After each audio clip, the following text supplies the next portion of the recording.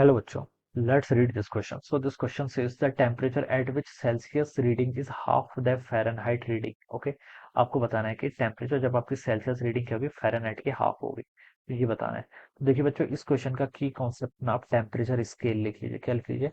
Temperature scale.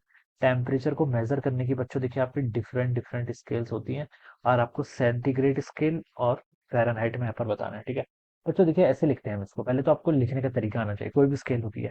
अगर मैं Celsius scale की बात करूं तो सेल्सियस देखिए बच्चों कहाँ से स्टार्ट होती है, 0 से लेकर 100 डिग्री सेल्सियस। ठीक है, 0 डिग्री पर क्या होता है आपका, 0 डिग्री, 100 डिग्री सेल्सियस आपका बॉइलिंग पॉइंट ऑफ वाटर होता है, और 0 क्या होता है आपका मेल्टिंग पॉइंट होता है। क्या होता है आपका मेल्टिंग। ठीक है, तो जहां से स्टार्ट हो रही है 0 से, डिवाइडेड बाई कहाँ से कहाँ तक जा रही है, 0 से 100, तो कितने का डिफरेंस आया, 100 का। ठीक है, तो ऐसा लिखते हैं स्केल का नाम minus starting point initial point divided by difference. ठीक है, ये सेल्सियस का होता है।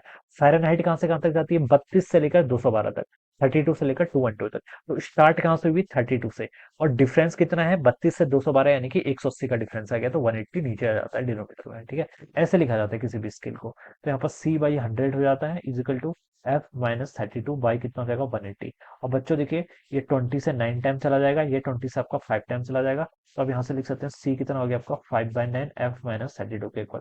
तो ये तो आपका रिलेशन होता है, ये मैं डायरेक्ट यूज करता, लेकिन मैंने इसको डायरेक्ट कर दिया। अब बोला गया the temperature at which Celsius reading is half of the Fahrenheit scale. ठीक है, सेल्सियस रीडिंग क्या हो जाएगी आपकी, फ़ारेनहाइट की आधी हो जाएगी, यानी कि C इज इक्वल टू कितना हो जाएगा आपका, F/2 के इक्वल। तो इस वैल्यू को बच्चों आप क्या कर लीजिए, यहाँ पर कहीं पुट कर लीजिए। ठीक है, तो मैं यहाँ पर देखिए एफ को यहाँ पर से 2 से लिख लेता हूँ, क्योंकि मुझे आंसर देखिए सेंटीग्रेड स्केल में बताना है ना, ऑप्शन देख के पता चल रहा है। तो मैं इसको C is equal to 5/9, F को क्या लिख सकते हैं आप यहाँ से, 2C - 32 लिख सकते हैं। ठीक है, ये हो जाएगा।